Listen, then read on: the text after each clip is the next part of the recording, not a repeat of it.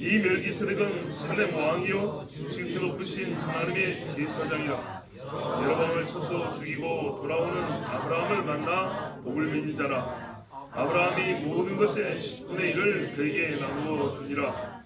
그 이름을 해석하면 먼저는 의의 왕이요 그 다음은 살렘 왕이니 곧 평강의 왕이요 아버지도 없고 어머니도 없고 족보도 없고 시작한 날도 없고 생명의 끝도 없어 하나님의 아들과 닮아서 항상 제사장으로 있느니라. 아멘.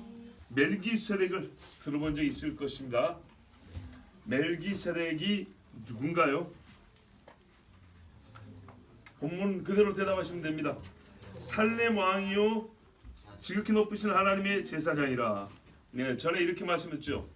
왕, 엽줄하고 제사장. 예, 문장기호로 엽줄하면 앞뒤 있는 게 하나입니다. 하나. 왕, 엽줄, 제사장이면 왕이면서 제사장이다 이런 말입니다. 왕 제사장 이렇게 말합니다.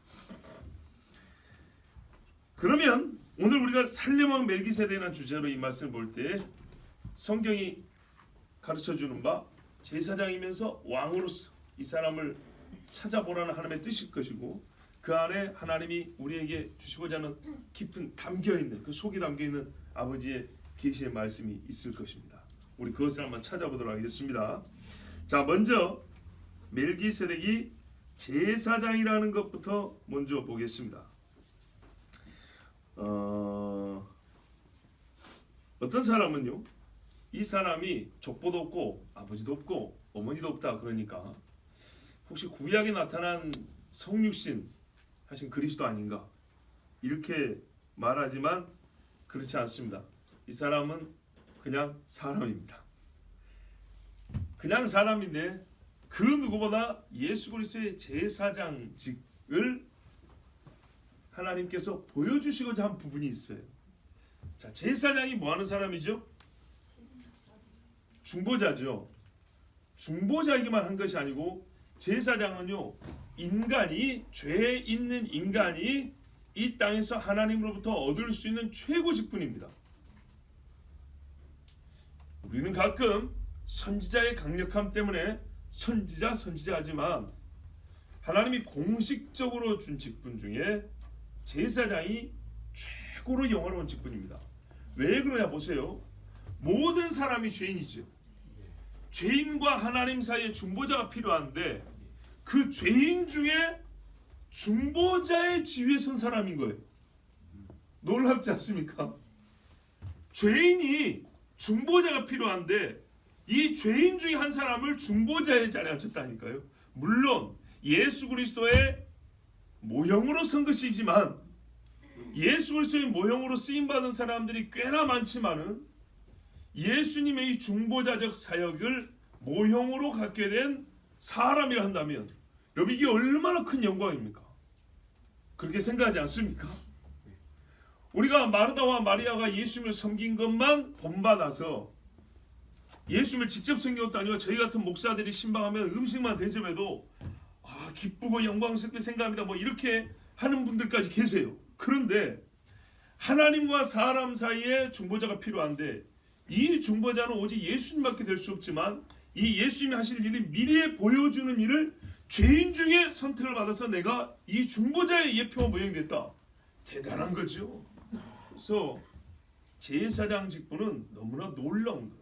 하나님 주신 겁나는데 사투리 나와서 매우 영광스러운 직분입니다. 자, 그래서 말이죠. 우리가 이 사람의 그 영화로움 여기서 예수 그리스도의 제사장 직분의 영광을 보게 됩니다. 자, 제사장 직분은 하나님과 사람 사이의 중보자 역할을 한다. 그것은 기능적인 이야기입니다. 그러다 보니까 자꾸 짐승 피비린내 나는 옷만 생각하고 막 도살하는 것만 자꾸 생각하는데 그게 아니고요. 이 일을 함으로 말미암아 예수님이 어떻게 했어요? 영광을 얻으셨죠. 그러면 이 땅에 있는 예표로서의 제사장도 우리를 위하여 대신 죽어주는 예수 그리스도를 예표할 뿐만 아니라 그로 말미암아 영광을 얻으신 예수 그리스도를 예표하는 거예요. 자, 결론부터 말하면 멜기세덱의 제사장으로서의 그 예수님의 예표적 기능은 뭐냐면 영화로우신 제사장을 보여주는 거예요. 아시겠죠? 중보자적 기능을 한 역할을 한 후에 영광을 얻으신 제사장 예수 그리스도께서 피 흘려 죽으셨기 때문에 중보자적 직무를 수행했음으로 말미암아 성육시한 하나님으로서의 영광을 더해 얻으셨다고 했잖아요.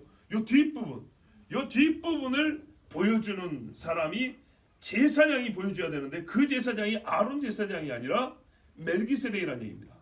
아론 제사장에서도 안 보여지는 건 아니지만은 하나님은요 뭐라면 아론의 반차를 따르지 아니하고 멜기세덱의 반차를 따랐다 그랬어요. 그래서 그 증거가 첫 번째 말은 예수께서 제사장이 나라 아론의 혈통으로 오지 않았다 이 말이었어요. 그러니까 아론류의 제사장과 다른 류의 제사장이라는 거예요. 그런데 어떤 류의 제사장, 궁극적으로 하나님 보여주고 싶은 제사장의 모습은 멜기세덱과 같은 유형의 제사장이다 이런 말이죠. 그럼 멜기세덱이 어떤 제사장이 됐더니 왕이면서의 제사장이 됐다는 거죠. 그러나 아론은 왕이 아닙니다. 멜기세덱은 왕이면서 제사장이었습니다. 즉 그러므로 제사장이면서 왕권을 가지고 있는, 제사장이면서 왕적 영광을 가지고 있는 이런 제사장으로 예수 그리스도를 알아야 된다는 얘기입니다.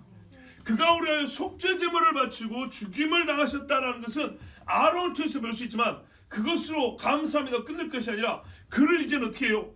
땡큐로 끝난 게 아니라 월십을 해야 된다는 얘기죠. 경배할 자로 여겨야 된다는 얘기입니다. 그랬을 때 곧 중보자이지만 동시에 하나님이신 그분을 알게 하는데 하나님이 우리에게 미리 예표로 보여준 사람이 멜기세덱이란 말이에요. 그 이름이 멜기, 말락, 다스린다 짜딕, 의 이런 말입니다. 그래서 말했어요.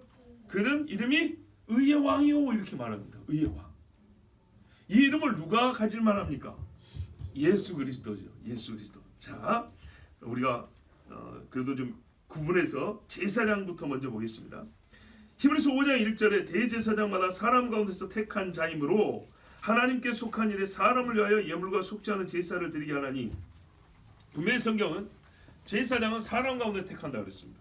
그러나 인간 제사장은 자기 허물과 죄가 있기 때문에 항상 먼저 자기 속죄를 한 다음에 백성을 위한 속죄를 한다고 그랬죠. 예수님은 그러나 자기 속죄를 할 필요가 없어서 단번에 백성의 죄를 속죄하고 성소에 들어가셨느니라 그랬어요. 그런데 인간 제사장은 지성소를 말하는 건데 1년에 한 차례 잠시 들어가지만 예수 대제사장은 어떻게 했냐? 한 번 들어가고 영원히 속죄가 됐기 때문에 두 번, 세 번 반복할 필요가 없다 그랬습니다. 바로 이 영원한 속죄의 제사를 마치고 영광에 들어가신 분을 예표하는 제사장이 멜기세덱 제사장입니다. 시편 76편 2절에 그 장막이 또한 살렘에 있으며 그의 초소는 시온에 있도다 라는 이런 아주 놀라운 말씀이 있습니다. 자, 여러분 보십시오. 하나님의 성전이 예루살렘에 언제 세워졌습니까? 솔로몬 당시죠. 솔로몬 당시에 세워질 때 그 마을의 이름, 그 도시 이름을 뭐라고 부릅니까? 예루살렘이죠. 그렇죠. 뭐 어려운 거 물어봤다고 예루살렘이죠. 예루살렘의 성전이 세워졌어요. 그런데 여러분 오늘 시편에 뭐냐면 하나님의 장막이 그러니까는 우리가 뭐라 그래요? 첫 번째 성전이라고 하잖아요. 첫 번째 성전인데 표현하자면 0번째 성전이 예루살렘에 있었다고 말하는 거예요. 시편에. 예루살렘의 고대 이름이 뭐냐면 살렘입니다. 살렘이라고 불렀어요. 그래서 뭐라 그래요? 이 멜기세덱은 살렘 왕이 오랬어요. 이 언제적 이름이냐? 아브라함이 말입니다. 멜기세덱을 만났잖아요. 창세기 14장에. 그때 아브라함이 멜기세덱을 만났는데 멜기세덱을 만난 장소가 살렘이고 이 살렘에 왜 멜기세덱이 있었냐 하니까 여기서 왕으로 다스리고 있었다 얘기고 여기가 또한 제사장으로서 하나님 앞에 예배드리는 처소였다 이런 말입니다. 그럼 무슨 말이에요? 이 살렘이라고 불리는 지역이 예루살렘 성전이 지어지기 전, 즉 다윗이 차지하기 전부터 훨씬 이전 히브리인이라는 개념이 겨우 형성될 쯤, 즉 이스라엘이라는 이름이 없을 때, 이스라엘은 야곱부터잖아요. 이스라엘이라는 이름이 주어지지 않을 때부터 살렘이라는 이름이 주어졌던 동네, 즉 샬롬이죠. 샬롬. 그러나 평강은 항상 의 다음에 오는 거예요. 의 다음에 평강. 이 하나님의 의의 왕이 다스리는 곳에서 평강이 있었던 곳, 그 이름이 그래서 살렘이라고 불렀고 여기에 멜기세덱이 왕이면서 제사장으로서 하나님을 예배했다 이 말입니다. 자, 그렇다면 왕이면서 제사장이었던 이 멜기세덱이 하나님 앞에 제사하는 처소를 가지고 있었겠죠. 그래서 시편 76편에 그 장막이 또한 살렘에 있으며 그의 처소는 시온에 있도다 이렇게 했어요. 그러니까 말해요. 이 장소가 옛날부터 살렘이며 시온이며 하나님의 장막이며 처소이며, 즉 다윗이 있기 전부터 하나님의 예배 처소에 있으면서 하나님의 다스림의 자리였다 이런 말이 되는 겁니다. 성경 그렇게 가르쳐주고 있어요. 근데 이거를 시편에 기록되어 있으니까 무슨 말이에요? 이스라엘 사람들이 자기 역사 이전이잖아요. 아브라함 역사 이전의 일로서 배워서 알고 있다 이런 말입니다. 살렘의 장막을 세우고 지극히 높으신 하나님의 제사장. 자, 여기 뭐예요? 유일신 사상을 가진, 잡신이 아니라 다실론이 아니라 오직 여호와 하나님만을 섬기는 제사장이 이 약속의 땅 중심에, 약속의 백성이 들어오기 전부터 한 사람이 이 자리에 자리를 잡고 하나님 앞에 예배를 드리고 있었어요. 우와, 여러분, 율법이 아브라함과의 약속이 주어진 후 430년 후에 주어졌습니다. 아브라함과 하나님이 약속한 다음에 율법은 모세 시절에 430년 후에 줬습니다. 그런데 이 율법으로 말미암아 제사장 제도가 세워졌습니다. 그러나 제사장 제도가 세워지기 전에 하나님은 이미 제사장 직분을 준 사람이 있었습니다. 그러니까는 레위의 제사장 제도가 세워지기 전부터 더 온전한 제사를 드리게 하나님이 하셨고, 그걸 이미 보여준 사람이 있다 이 말입니다. 자, 율법을 받은 이스라엘이 있기 전에 율법보다 훨씬 더 중요한 믿음을 가진 아브라함이 있었던 것처럼, 율법이 제정한 제사장 제도가 있기 전에 율법보다 훨씬 더 완전한 의미의 제사장으로서 하나님 앞에 제사장 직무를 감당하는 이가 있었다 이 말입니다. 그러니까 여러분, 우리가 여자의 씨 약속을 받고 중간에 율법이 있고 여자의 씨가 왔잖아요. 그런 것처럼 가장 오리지널하고 원래적인 거, 본래적인 거를 율법 이전에 하나님이 다 주셨거든요. 그러니까는 예수 그리스도의 제사장 직분의 원래 원형에 가까운 모습은 누가 보냐면 멜기세덱이 보여준 겁니다. 이것을 잃어버리고 파괴하고 사람들이 망각할 때 하나님의 율법을 범죄가 더한 이 세상에서 하나님의 약속을 기억하게 하고 다시 생각나고 유지시켜 주시려고 율법을 주셨는데, 율법에 따른 제사장 제도는 뭐랄까요? 어떤 그 분화되고 세밀한 그 제사의 형식은 예수님을 더 잘 보여줄 수 있지만은 제사장 자체의 완전함은 멜기세덱과 못하다는 얘기죠. 그래서 궁극적으로는 어떤 제사장이 와야 되냐면 멜기세덱과 같은 제사장이 와야 된다는 걸 보여줍니다. 자, 이 제사장이 율법 전에 아브라함이 있었던 것처럼 제사장 아론 제사장 전에 멜기세덱이 있었다 이 말입니다. 그러니까 우리가 믿음하면 아브라함 하는 것처럼 예수님의 제사장으로 하면 아론만 보면 안 되고 어디까지 한다고요? 멜기세덱을 봐야 된다는 겁니다. 예수님의 제사장 직분은 멜기세덱까지. 그럼 멜기세덱의 의미가 뭐냐 할 때 아까 제가 초대에 말씀드린 것처럼 아론 제사장이 예수님을 예표한 게 있고 멜기세덱 제사장이 예표했는데 둘 다 중보자이지만 이쪽은 뭐냐면 희생 제사와 속죄의 강조가 되어 있다면 멜기세덱이 뭐냐면 그가 중보자의 직무를 다하심으로 말미암아 만천하의 영광을 스스로 취하시고 다스리는 왕이면서 제사장 중보자로서 역할을 다한 만군의 왕, 온 속죄받은 자의 왕이다. 이것을 보여주는데 멜기세덱이 예수님의 앞서 우리에게 장차올 메시아의 할 일을 보여줬다는 얘기입니다. 자, 예루살렘이 어떤 장소인지를 이 본문 오늘 창세기와 히브리서보다 더 자세히 잘 가르치는 데가 없습니다. 예루살렘은 이전부터 말하면 살렘이라고 했습니다. 평강의 도시라는 얘기입니다. 예루가 뭐냐 할 때 우리가 이제 잘 들으신 대로 뭐가 있습니까? 보다, 또 빛이다, 또 뭐가 있었죠? 지금 생각이 안 나는데 제가 높이다?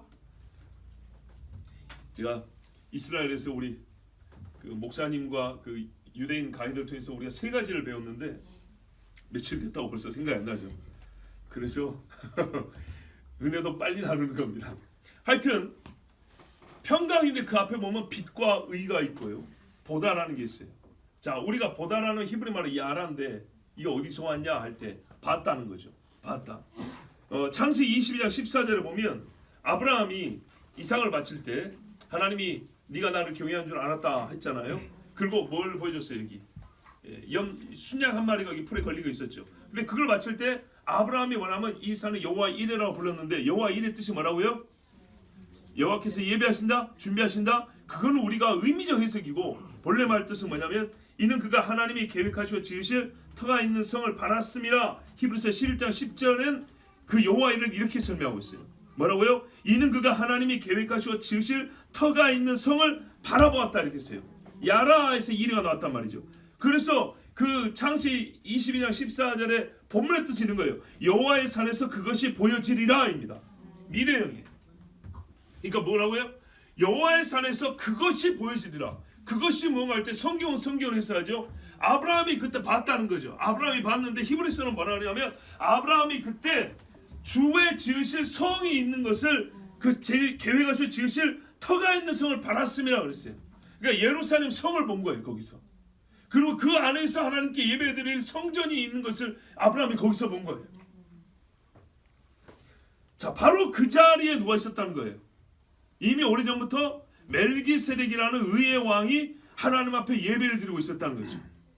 그러니까 멜기세덱이 이미 거기서 예배 드리고 있었지만 이게 완전한 것이 아니고 예표적인데 누구를 통해서 일하냐면 멜기세덱 후손이라 후손은 아브라함 후손이란 말이죠.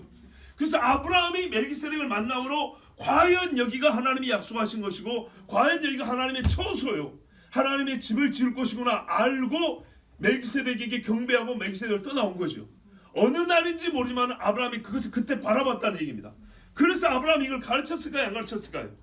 가르쳤죠. 누구에게요? 이삭에게. 그 다음에 누구에게요? 야곱에게.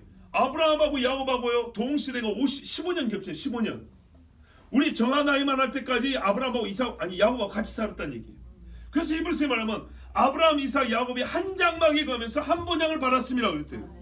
야곱이 개떡 같은 놈이죠. 그렇지만요 신앙과는 뭐였다고요? 할아버지 아브라함과 똑같았다는 얘기입니다. 그건 욕심 때문에 장자권을 원한 거예요. 사실 가만 보면 재산 욕심이 아니잖아요. 봐보세요. 고대에서 장자권만 따블을 준다는데 야곱이 재산을 탐냈던가요? 사실 가만 보면 재산 욕심이 아니에요. 재산 욕심이 아니에요. 말 그대로 그냥 장자가 되겠다는 거였어요. 장자가 됐는데 재산이 아니면 뭘 얻겠다는 얘기입니까? 언약이 기고입니다. 할아버지 아브라함이 15년을 가르쳤어요. 15년 가르치면요 기본적인 거 우리가 다 알게 됩니다. 자, 그래서 얘가 도망갈 때도 하나님이 나타나서 아브라함의 하나님, 이삭의 하나님이니까 다 알아먹잖아요. 그리고 또 놀라운 게 뭐냐? 베델에 가서 얘가 뭐합니까? 하나님의 집이 여기구나 하죠. 베델 그 자체가 하나님의 집이란 말이에요. 예, 그래서 베델의 이름을 지었어요. 근데 이것도 놀랍습니다, 여러분. 거기서 잠을 잘 때 돌베개를 들고 잤다고요? 일어나서 뭐 했습니까? 일어나서 그렇죠. 누가 돌을 세운다 그랬어요? 아, 그랬어요? 제가 가르쳐 줬거든요. 자, 보세요. 베개에 잡던 돌은 납작하잖아요. 요걸 세워서 기름을 부었다 했어요. 이게 굉장히 놀라운 건데요. 아브라함과 이삭과 야곱의 그 집안에서는 메츠바라고 하는데 하나님 앞에 경배하고 언약을 세울 때 돌을 수직으로 세웁니다. 수직으로 세우고 거기다 기름을 붓고 거기서 하나님을 높입니다.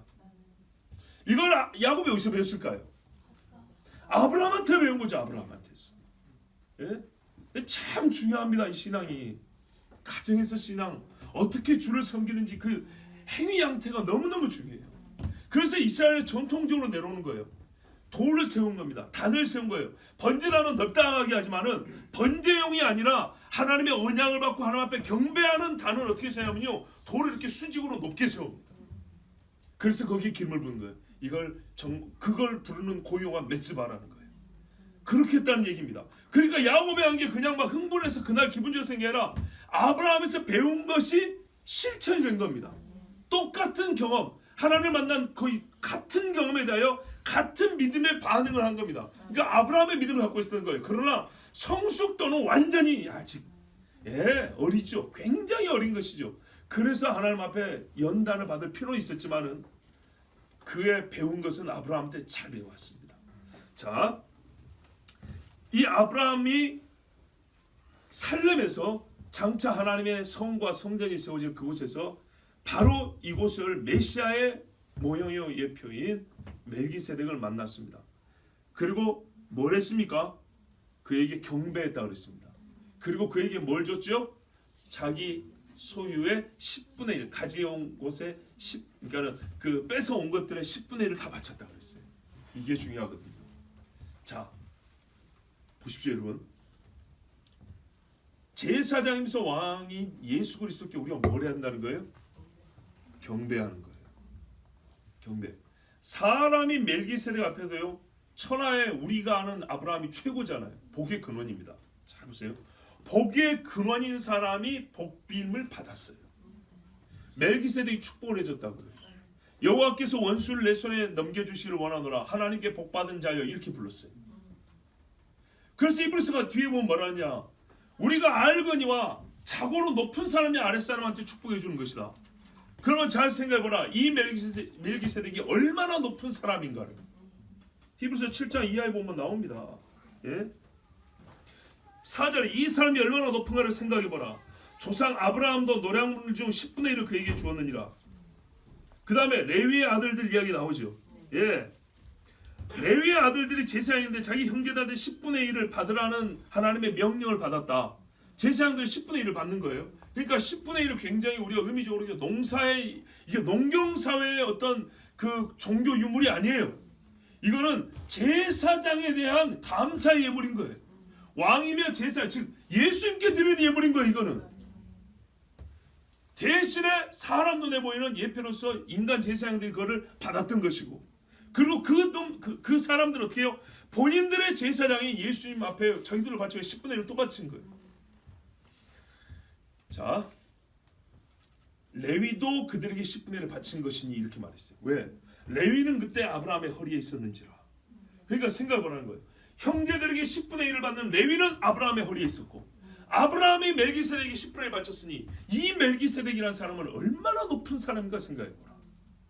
복의 근원, 네가 복 중에 복이 되었는데 아브라함도 무릎을 꿇고 앉아서 멜기세덱의 안수 축복기도를 받았으니 이 멜기세덱이 과연 누구라고 생각하느냐는 거죠. 그래서 좀 오버하는 사람들은 이거 그리스도 아니냐 말하지만은 그렇죠. 그래서 성경 말해요. 그리스도와 방불하다. 예수 그리스도를 이 땅에는 어떤 인간에 비교한다면 멜기세덱밖에 없다고 그랬어요. 멜기세덱 외에는 이 땅에 살아있는 사람 중에 그리스도와 견주어서 말할 사람이 없다는 말입니다. 그런데 멜기세덱은 그리스도가 아닙니다. 왜 그러냐? 뒤에 보면 나온대요. 하나님의 아들을 닮아 이렇게 표현했어요. 네, 그러니까 그리스도 본인은 아니에요. 여기서 제가 여러분에게 한 가지 고백할 게 있는데, 성계쇼를 갔다 와서 제가 또 약간의 연구를 통해서 알게 된 사실이 있어요. 못 가보신 분들한테는 죄송합니다만은 지도라도 좀 보여줬으면 좋았는데 제가 좀 준비가 안 된 것을 이해해 주십시오.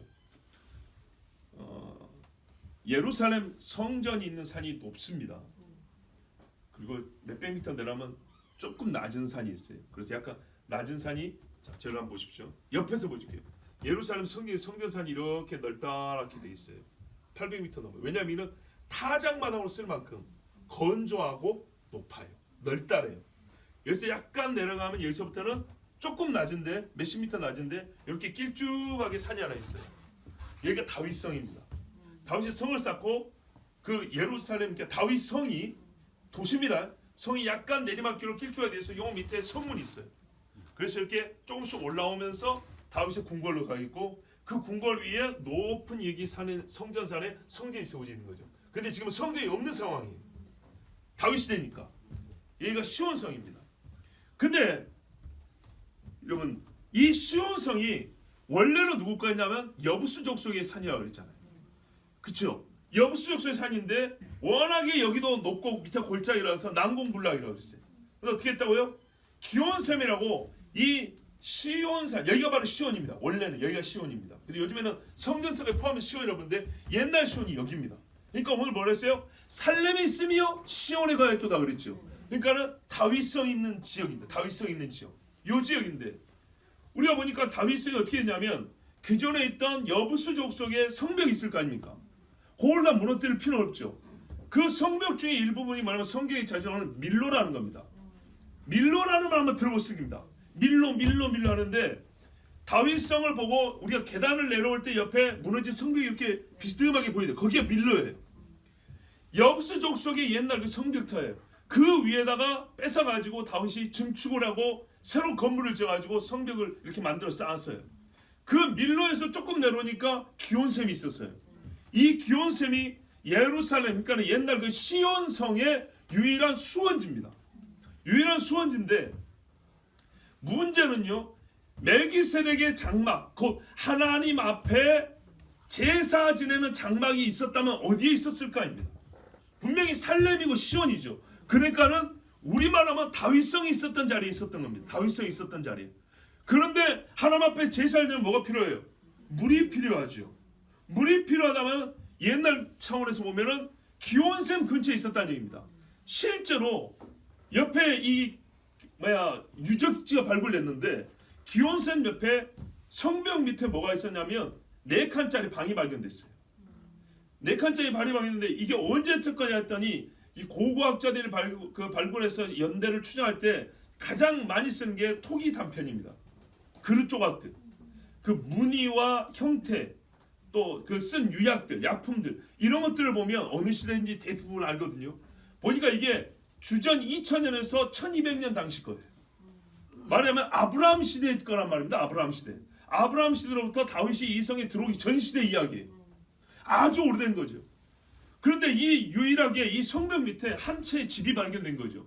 4칸짜리 방이라고 할 수 있는 4칸의 공간이 따로따로 구획된 방이 발견됐는데 놀랍게도 첫 번째 방에는 뭐냐면은 짐승이 가죽을 벗기거나 도사라는 도구를 놓는 홈이 있어요. 삼각대 모양을 이렇게 놓거든요. 여기다 어떤 기구를 놓고 거기다 짐승을 놓고 잡아요.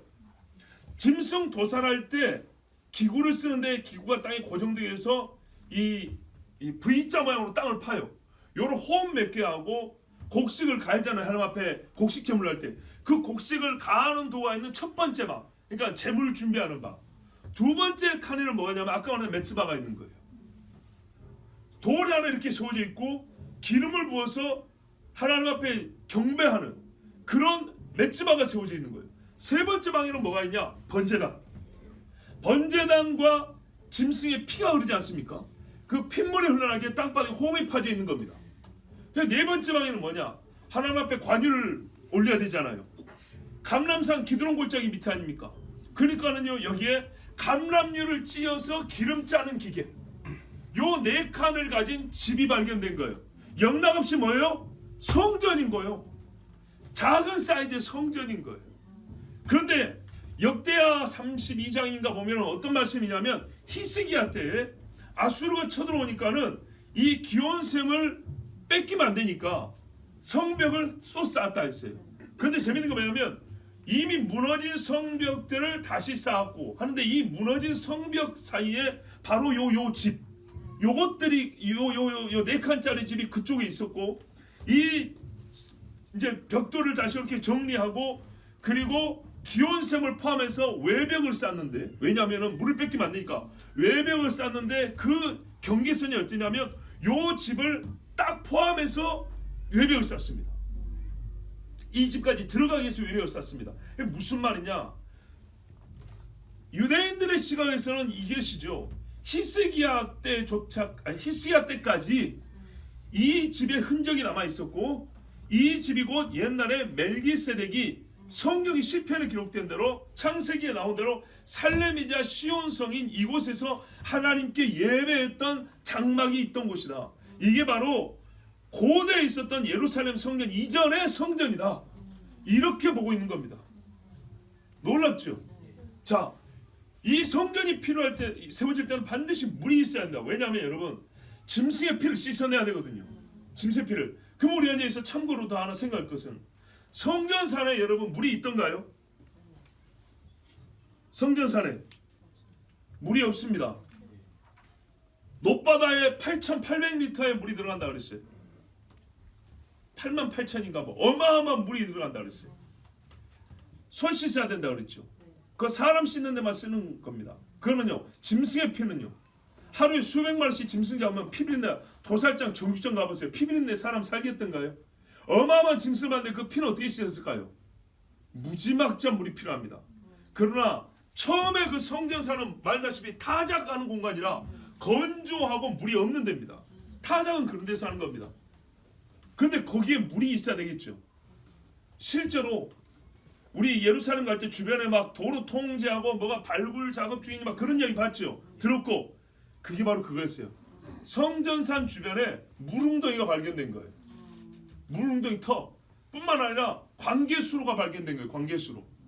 그러니까 딱 아다리가 맞는 거죠. 맞아떨린 거예요. 왜? 성전에 엄청난 제물을 바쳤는데 그 무지묵지한 피를 어떻게 씻어내냐는 거죠. 피를 씻어낼 물이 필요하다는 겁니다. 엄청나게 많은 물이. 그러나 그곳은 물이 나는 곳도 아니고 건기와 우기가 나눠져 있어서 제 아무리 우기 때 많은 물을 모아도 공급이 안 됩니다. 예루살렘에서는. 그래서 어떻게 했냐?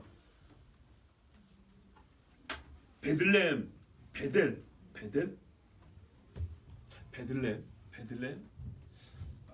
이쪽에 가면요 솔로몬스 풀이라는 게 있어요. 뭐냐면 솔로몬이 판 저수지가 있어요.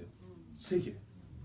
근데 이 물이 어디서 오냐면 저기 남쪽 헤브론 같은 높은 산에서부터 경사지게 해가지고 쭉 내려와서 물이 모이게 하고 그걸 다시 경사지게해서 예루살렘 성전까지 수로를 만드는 거예요. 그게 발견된 거예요.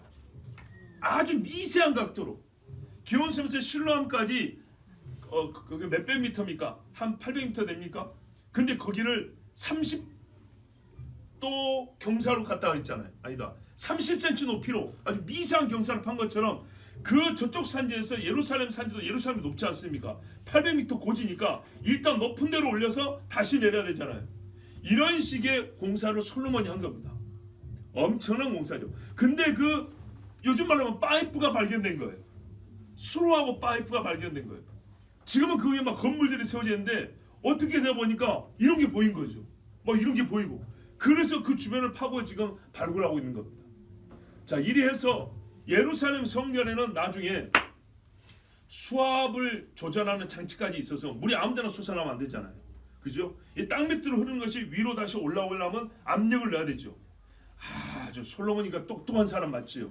그런 장치까지 만들어서 몇 압력을 여기 힘을 줘서 물을 얼마큼 솟아나게 하고 자기들 쓸 만큼 공급받게 하고 이런 식으로 해서 그 높바다에 물도 채우고 짐승의 피도 씻어내고 이렇게 했다는 겁니다. 자, 이만큼 제가 왜 말씀을 드리냐?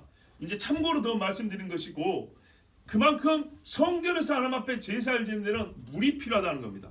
그러므로 기온샘이 있었던 주변에 살렘 성전, 곧 멜기세덱의 작은 성전이 있었다는 것은 매우 합리적이고 지금 발굴된 그 흔적들을 보면 과연 정말로 멜기세덱이 여기서 하나님 앞에 제사했던 게 맞구나라는 것을 알 수 있다는 말씀입니다. 자, 제가 여기서 지난날의 과오를 하나 수정하고 시인합니다. 14년도 9월 25일에 멜기세덱의 반차를 따는 대제사장이라고 히브리서 강의 49회차였는데 그때 뭐라고 설교했냐면 그러나 멜기세덱은 한 번도 하나님께 제물을 드렸다, 경배했다는 말이 없다, 누구를 위해 대신 제사했다는 말씀도 없다. 즉 멜기세덱은 제사 안 지냈다 이렇게 설교를 했어요. 왜냐하면 멜기세덱의 그 영광스러움을 강조하다 보니까 제가 제사장이라는 말 그 자체가 담고 있는 매우 상식적이고도 매우 합리적인 내포된 사실을 부정해버렸어요. 제사장이라는 말 그 자체가 제사 지내지 않으면 제사장이 될 수가 없거든요. 그런데 이 영광에 너무 강조를 하다 보니까 일종의 침묵 논증이죠. 없으니까 안 했다 이렇게 해가지고 제가 잘못 설교했어요. 오늘 바로 잡습니다. 멜기세덱은 제사를 했습니다. 제사하지 않는 제사장은 없습니다. 자, 멜기세덱과 아브라함의 만남이요. 아브라함이 롯을 구하고 돌아올 때였다 했습니다. 우리 그 사해에서 밑으로 가다 보면은 이제 막 그 광야들이 있었지 않습니까? 거기가 에일랏입니다. 에일랏. 남부 네겝 경계선입니다. 유다 남부 광야인데 에일랏인데 현재도 그 에일랏에서 갈릴리까지 사람이 도보로 갈 수가 있습니다. 왜냐하면 그 고지대 있죠. 사실 고지대가 아니지만은 아래서 보니까 고지대인데 그 산줄기를 따라서 계속 올라가서 갈릴리까지 갑니다. 무슨 말이냐? 아브라함이 롯을 구하러 출발한 데가 바로 거기입니다. 사해 옆에 소돔과 고모라 있고 그 옆에 뭡니까? 그 아브라함이 살고 있었단 말이죠. 그래서 아브라함이 군대를 끌고 그 고지대로 쭉 따라오면서 단까지 올라갑니다. 단에서 찾아가지고 다시 그 고지대로 옵니다. 고지대로 하니까 어떻게 들릴 수밖에 없어요? 예루살렘을 들릴 수밖에 없는 겁니다. 오고 가는 길에. 그래서 내려올 때 멜기세덱을 만났다는 겁니다. 그때 창세기 14장 오늘 본문에 보면 살렘왕 멜기세덱이 떡과 포도주를 가지고 나왔으니 그는 지극히 높으신 하나님의 제사장이었더라 그랬습니다. 그리고 멜기세덱이 아브라함에게 축복했습니다. 아브라함은 거부하지 않았습니다. 세상 유일의 하나님의 제사장이었고 당시에 아브라함 자기보다 높은 사람이었습니다. 그리고 이 지역적인 거점 어디입니까? 예루살렘입니다. 하나님께서 그 이름도 살렘이라고 주신 지역입니다. 저기는 여기서 뭐랄까요? 이 언어에 대해서도 생각해 봅니다. 니므롯 때 세계상의 모든 언어가 나뉘었다고 그랬습니다. 그런데 여러분 여기 보면 살렘이 이스라엘 사람이라는 개념이 아직 나오기 전인데 이스라엘 언어를 갖고 있습니다. 똑같은 언어죠. 좀 보세요. 그래서 잘 보십시오, 여러분. 이스라엘 사람은 히브리 사람이라고 부릅니다. 히브리 사람이 쓴다고 해서 히브리라고 합니다. 근데 히브리는 어디서 나면 에벨에서 왔다 그랬습니다. 에벨은 누구냐면 셈 족속입니다. 그래서 그 나라는 셈족 계열의 언어라고 합니다. 세머라고 합니다. 세머지만은 에벨 족속이 가지고 있는 언어, 에벨 족속이 가지고 있는 언어를 히브리라고 합니다. 그런데 이게 히브리 사람인 그 유대인들이 이스라엘 사람들이 생기기 전에 그 조상부터 갖고 있던 언어인데 희한하게 멜기세덱 그리고 아브라함 역시 다 히브리어로 지금 설명되어 있습니다. 말키세덱. 예. 무슨 말이냐면 제가 보기에는 하나님이 인간에 주신 최초의 공통 언어는 우리가 지금 부르는 히브리어라고 봅니다. 셈족에게 에벨 족속에게 하나님이 선택된 그 계보에게는 그 언어를 남겨놓고 나머지 사람들 여기서 자꾸 떨어져 나가게 한 겁니다. 그러다 보니까 어떻게 되냐? 라틴어나 영어에 뿌리를 들어가면 히브리어로 들어간다 이렇게 말해야 하잖아요. 에벨의 언어로 돌아간다 이런 말이거든요. 뿌리로 가면 거기서부터 갈라져 나왔기 때문에 분화되고. 자, 아브라함은 직감을 한 겁니다. 멜기세덱을 만났을 때 이 사람이 장차 올 메시아의 예표구나. 그는 사람이지만은 나보다 높고 족보로 말하면 멜기세덱과 아브라함이 무슨 상황입니까? 남남이죠. 그러나 그가 초면에 그 앞에 머리를 숙이고 축복을 받았던 것은 그가 누구인지를 알았기 때문입니다. 그는 하나님의 아들 장차 올 메시아의 예표로서 하나님의 거룩한 제사장이었기 때문에 제사장에게 표해달 예를 표현했고 그에게 바쳐야 될 제물을 드렸습니다. 자, 다시 말씀드립니다. 제사장에게 축복을 받고 제사장에게 11조를 바치는 겁니다. 이게 제사장이라는 걸 인정하는 겁니다. 하나님께 인정하고 우리가 바치는 겁니다. 자, 그 이름을 해석하면 오늘 히브리서 2절이죠. 2절 아니고요. 뭡니까? 제가 잘못 봤네. 평강이요. 예, 2절 맞죠? 그 이름을 해석하면 먼저는 의의 왕이요, 그 다음은 살렘 왕이니 곧 평강의 왕이라. 살렘은 평강이라는 걸 알게 됐고요. 먼저는 의의 왕이라. 예, 시간 관계상 짧게 말씀드립니다. 의의 왕이라는 것을 먼저 말합니다. 우리가 하나님과의 관계에서 이 제사장이 보여주는 영적 순서가 있습니다. 의가 먼저고 그 다음에 평강입니다. 성경은 항상 이것을 말씀합니다. 의의 공효는 화평이요 의의 결과는 영원한 평안과 안전이라 그랬습니다. 그의 날이 의인이 흥왕하여 평강의 풍성함이 달할 때까지 이르리로다 이렇게 말씀했습니다. 인애와 진리가 만난다. 하나님의 말씀에서는 의가 먼저고 그 다음에 평안입니다. 로마서에서도요. 하나님 앞에 의롭다함을 받은 후에 3장에서 5장에 가서 하나님과 화평하게 되었다 이렇게 말씀하죠. 고린도후서 5장 21절에도 하나님이 죄를 알지도 못하신 이를 우리를 대신하여 죄로 삼으신 것은 우리로 하여금 그 안에서 하나님의 의가 되게 하려 함이라 그랬습니다. 의가 되게 했으니까 어떻게 해요? 예수 그리스도로 말미암아 우리가 하나님과 화평을 누리자 이렇게 우리에게 바울은 권면하고 있습니다. 이 사람이 어떤 사람이냐? 아버지도 없고 어머니도 없고 족보도 없더라. 신적인 인물이 아니란 얘기입니다. 분명히 아니라 그랬습니다. 말 그대로 기원을 찾을 수 없다는 얘기입니다. 육신의 혈통과 사람이 준 권위로 제사장이 된 것이 아니란 얘기입니다. 육신의 혈통도 모르고 사람이 세운 제도로서의 제사장이 아니고 하나님이 직접 세웠다 이런 말입니다. 멜기세덱이 족보가 없는 하나님의 제사장이라 하는 것은 그가 레위 지파에 속하지 않은 육신을 초월한 하나님의 제사장으로서 그리스도의 모형이다 하는 것을 뜻합니다. 그렇죠? 예수님의 제사장직은요 앞에서 누가 물려준 게 아니에요. 그리고 시작한 날도 없고 생명의 끝도 없다 그랬습니다. 레위 계열의 제사장이 25세에 제사장 직무를 시작하고 30세가 되면 정규사에게 복무합니다. 그리고 50세에 은퇴합니다. 그러나 멜기세덱은 몇 살부터 제사장인지 알 수가 없고 정년도 없었습니다. 그리고 그가 죽은 후에 그를 이어받은 제사장도 없었습니다. 그를 이을 제사장이 예루살렘에 있지 않았으므로 멜기세덱은 어떻게 됩니까? 항상 제사장으로 있는 자입니다. 그 앞뒤에 제사장이 없어요. 살렘에 제사장이 있다면 멜기세덱, 항상 여호와 앞에 있는 자. 그래서 예수님의 항상 제사장, 영원한 제사장직을 예표한다는 얘기입니다. 지금까지 멜기세덱은 예수 그리스도의 제사장직의 모형과 예표로서 완벽한 자라고 제가 여러분에 말씀드렸습니다. 그러나 성경은요, 이 사람에 대해서 조금 다른 각도에서 또 한 가지 사실을 말해줍니다. 하나님의 아들과 닮아서 항상 제사장으로 있느니라. 항상 제사장으로 있느니라. 그런데 어떻게 해서요? 하나님의 아들과 닮아서. 이렇게가 더 어울릴 것 같다고 생각할 수 있죠. 하나님의 아들이 멜기세덱과 닮아서. 그런데 그렇지 않고 멜기세덱이 하나님의 아들과 닮았다 그럽니다. 누가 누구를 닮았다고 할 때는 닮음의 대상은 닮은 자보다 먼저 있는 겁니다. 멜기세덱이 하나님의 아들을 닮았다는 얘기는 하나님의 아들이 먼저 있다는 얘기입니다. 그러니까 예수 그리스도는 영원부터 계시다고 그러잖아요. 본문에 따를 때 그리스도가 멜기세덱보다 먼저 있었습니다. 7장 17절에도 보면 맹세에 관해서 얘기할 때 항상 맹세는 자기보다 높은 자, 먼저 있는 자를 두고 한다고 그랬습니다. 그래서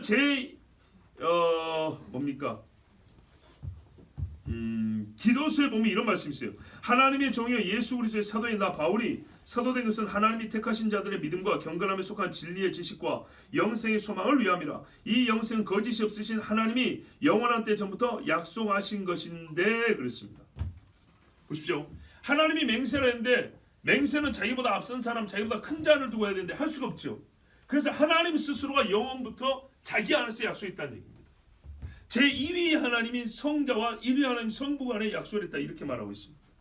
자, 그리스도는 멜기세덱보다 그러므로 앞서 계셨습니다. 인성의 순서는 멜기세덱이 그리스도보다 앞섰지만 제사장직은 멜기세덱이 그리스도를 원형으로 하여 닮은 꼴로 훗날 육신으로 오실 그리스도를 예표한 것이었습니다. 다른 제사장들 레위 후손이 제사장으로 예수님의 제사적 사역을 예표했지만 그 레위 후손은 시간과 의로움과 권위에서 멜기세덱에 비할 바가 되지 못했습니다. 이유는 본형인 그리스도의 제사장직을 예표하되 레위의 아들들은 육신을 입고 희생제물을 드리는 제사장으로서의 예수님을 예표했지만 멜기세덱은 본래 하늘에 계시고 승천하셔서 하늘 성소에 들어가신 그리스도, 장차 영원히 대제사장의 권위로 우리 속죄의 효력을 영원히 보증하실 분을 예표하는 사람으로서 멜기세덱이 제사장이었기 때문입니다. 어렵습니까? 구분되셨죠?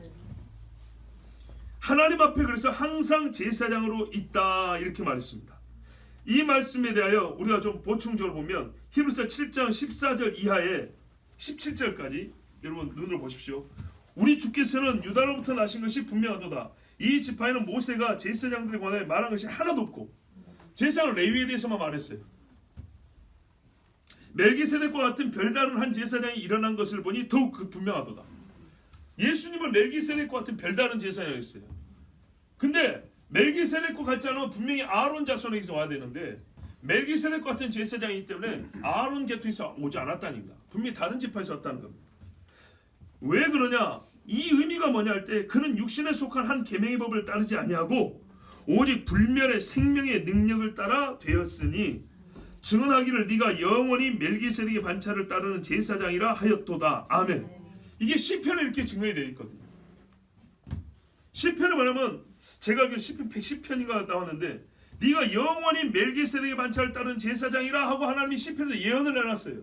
근데 어째서 멜기세덱의 반차를 따르는 제사장이라 할 때 아론은 혈통을 해야 되는데 너는 불멸의 생명의 능력을 따라 제사장이 된 거기 때문에 멜기세덱의 반차를 따랐다 이 말이지. 육신의 순서로는 멜기세덱 다음이니까 멜기세덱의 반차를 따랐다 이랬지만 그럼 멜기세덱은 또 뭐라 했어요? 하나님의 아들을 닮았다 그랬죠. 장차 영원한 생명, 불멸의 생명의 제사장을 예수 그리스도를 미리 보여주기 위해서 멜기세덱도 사람이지만 하나님이 세울 때 인간의 권위에 의해서 세운 게 아니라 하나님께서 전무후무한 유일하게 선택하고 지정하신 하나님의 어떤 생명의 권위로서 멜기세덱을 제사장으로 세웠던 것입니다. 자, 우리는요 하나님께서 이처럼 자세하게 멜기세덱을 가르쳐 주신 이유가 무엇인지 이제 알게 됐습니다. 왕 제사장이신 예수 그리스도를 더욱 잘 알게 하려 함입니다. 예수를 처음 믿을 때보다 우리가 진짜로 주 그리스도로서 예수님을 아는 게 얼마나 풍부해졌습니까? 그리고 예수를 알면 지식이 풍부해졌다는 것이 우리 신앙의 성숙과 절대적인 상관관계에 있다는 것 우리가 잘 알고 있지 않습니까? 예수님의 제사장 직분을 잘못 알고 성경대로 모르기 때문에 본인이 제사장이라 교주를 하는 것들이 다 제사장이잖아요. 그래서 본인이 제사장 역할을 하겠다는 사람들을 얼마나 많이 따라합니까? 그렇죠? 그들이 만든 제사의식이 있고요, 그들이 만든 제사장의 권위를 가지고 그들에게 축복을 받고 그들의 명령을 따르고 그들에게 경배를 하고 그들의 영광을 돌리고 그들이 만든 제사의 형식과 틀을 따라서 구원의 길을 들어갈 수 있다라는 그런 속아 빠져서 묘에 빠져 죽은 사람이 얼마나 많습니까? 그러므로 참으로 우리가 그리스도의 말씀으로 말미암아 믿음이 생기고 그 믿음을 구원 얻는다, 의롭다함을 받는다는데 그리스도의 입에서 나온 말씀뿐만 아니라 그리스도에 관한 말씀, 그리스도를 가르쳐주는 말씀에 대해 우리는 철저하게 알아야 됩니다. 그런데 그리스도에 대해 할 때 그가 하신 일은 중보자로서의 사역이 너무너무 중요한데 그 중보자로서의 사역을 가르칠 때 하나님은 아론으로만 가르쳐준 게 아니라 멜기세덱을 통하여 가르쳐줬는데 워낙에 이 멜기세덱에 관한 말씀이 어렵고 신비하여 우리가 이 사람에 대해서는 등한히 했던 것을 부인할 수가 없습니다. 오늘 말씀도 사실은 뭡니까는 예전에 새벽에 했던 설교들을 좀 집약해서 해서 1시간 하려니까 제가 말이 빠르고 여러분이 좀 마음이 급한데 사실 조금 더 여유 있게 좀 차분하게 길게 들었으면 참 좋았을 건데 분명한 요지는 여러분에게 전달이 됐을 거라고 생각합니다. 그리스도 예수를 왕 제사장으로 믿어야 하고 우리 신앙이 항상 왕이신 예수께 경외함과 경배가 있어야 합니다. 아브라함이 멜기세덱이 한 것처럼 그렇게 예수님께 해야 합니다. 제사장이신 그리스도에게 내가 얻은 것의 10분의 1을 바쳐 복의 근원이 주께 있음을 인정하고 그분께 축복받는 백성, 주의 복 주심으로서만 살 수 있는 존재임을 시인하는 신앙이어야 합니다. 그리고 우리가 섬기는 이 제사장은 우리에게 11조만 받는 것이 아니라 모든 영광, 인간 중에 최고의 사람 아브라함이 머리를 숙여 그가 가진 모든 승리와 영광을 멜기세덱에게 올린 것처럼 우리가 가진 모든 영광과 존귀를 하나님 아버지의 아들 예수 그리스도께 바쳐야 합니다. 이것이 오늘 하나님이 우리 주신 말씀의 뜻입니다. 기도하겠습니다. 하나님 아버지 감사합니다. 연약한 종이 부족한 말로 어설픈 입놀림으로 하나님 말씀 전했는데 참 많이 부족합니다. 아버지 하나님, 그러나 주께서 하나님의 자녀들 마음을 여시고 귀를 여시고 정말 다 받아들이고 또 믿음으로 아멘하고 하나님 주신 감동 다 받았을 줄로 믿습니다. 하나님께서 각자에게 필요한 것을 공급하신 줄로 믿습니다. 주 선하신 능력으로 우리의 마음을 붙들어 주셔서 오직 예수 그리스도를 왕이요 제사장으로 멜기세덱을 아브라함이 섬겼던 것처럼, 아니 아브라함이 멜기세덱에게 경배하고 그에게 11조를 바치었던 것처럼, 그에게 축복을 받았던 것처럼 우리 주 예수 그리스도께 모든 것을 드리고 경배하고 예수의 축복으로만 살아가는 하나님의 자녀들이 되게 하여 주시옵소서. 예수는 그리스도시요 예수는 왕이요 그런 만국의 제사장으로서 모든 영광을 받기에 합당하시니이다. 우리 주 예수 그리스도 이름으로 기도하옵나이다. 아멘.